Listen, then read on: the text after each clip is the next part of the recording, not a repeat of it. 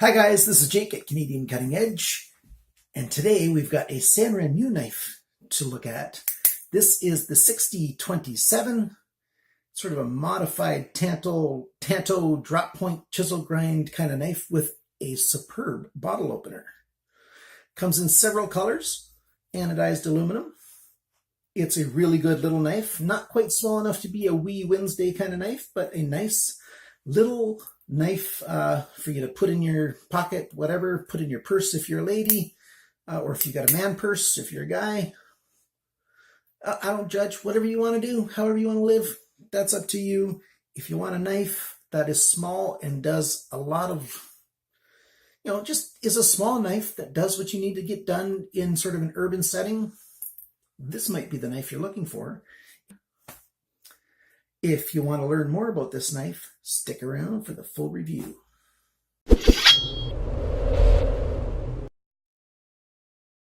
Before we get into what I like and don't like about this knife, let's get the dimensions and stuff out of the way. Here we go. We've got a cutting edge all the way across this tanto down to the other side of 5 centimeters. That's right around 2 inches. The blade length, so from the tip of the blade to the handle body there, same thing, 5 centimeters, 2 inches. The blade thickness is 2 millimeters, which is 0.08 of an inch.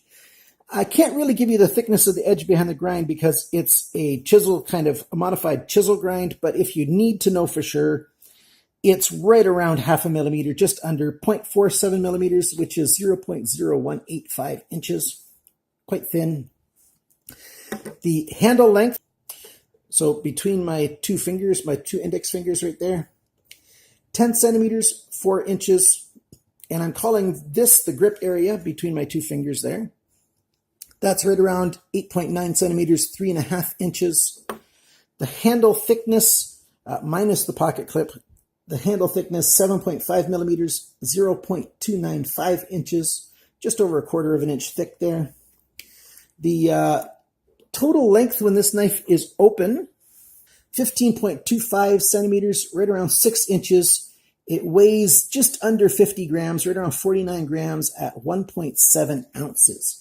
If you want to buy this knife at GearBest, you're talking about $9.50 Canadian, and in American, you're talking about $7.50. It's actually just under both of those. That's the specs for this thing. So now let's take a look at what makes this thing tick, because I think it's rather cool. There's a couple neat features about this thing. But first, let's just say Sanrenmu, it's a Chinese company. This is the model 6027. This color here is the LTC-LI. They call it blue. Hopefully you can see it if I go in the light like this. It's more of a kind of green, blue, aqua type of color. It's an anodization on this aluminum alloy. Looks really sharp. I like the texturing in there. But you can get this knife also in a pink. So great for a lady's purse if she's into pink. Or if a guy's into pink. Believe it or not, just over 100 years ago, pink was a male color and baby blue was a female color. And somehow in the last 150 years or so, it's sort of flipped right over and become the opposite. So that's kind of weird. You can also get it in red and you can get it in orange from GearBest. I believe there's some other colors, maybe from some other vendors. I'm not sure about that or not. But so you get 4 great color choices from GearBest. GearBest says that the steel is 8CR13 MOV. I beg to differ because Sanrenmu, right on the knife itself, says that it's 8CR14 MOV. And they put one of their logos, their name on the blade right there as well. That's really nice. We've got this really cool blade. It's obviously a tanto, but it's sort of a modified tanto with a drop point and a swedge. It's really cool. And then you've got a bit of a chisel grind, but it's not really a chisel grind because it's also got a final grind. So it's kind of cool. But as I showed, the backside is right flat. And then you've got that cutting edge. And it cuts rather well. We've got some paper here. Do that push cut. It just cuts right through very easily. I don't have a lot of stuff here to demonstrate the cutting. So you saw that cut. You saw how clean it was. I've done nothing to this blade, and I've had this knife for almost 2 months, and I've really enjoyed it. Let's do a little bit of a cut test on that top part too, though, that tanto part. It's not quite as sharp, but as you can see, I can get a cut test done there as well.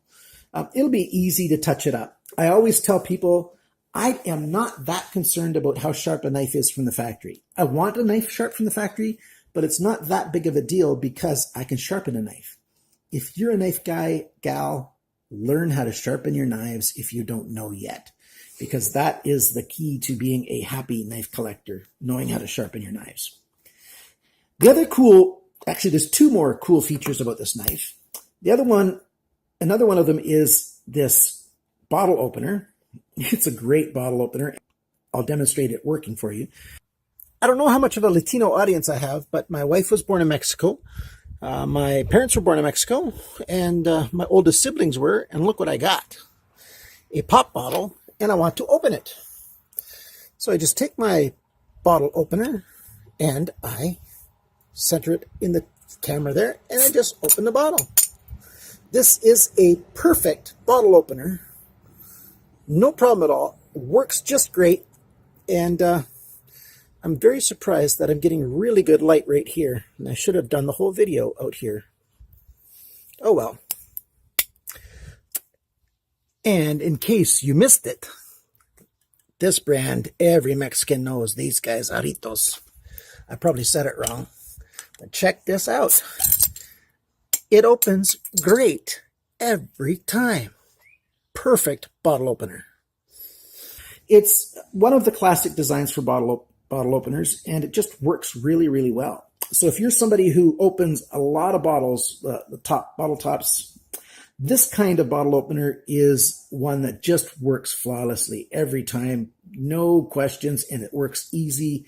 It's one of the best bottle opener styles that I know of, and it's just great for that. So if you do a lot of that, that's one good reason to get this. It's basically, in that case, a bottle opener, a good sized bottle opener with a pocket clip and a bonus knife to boot.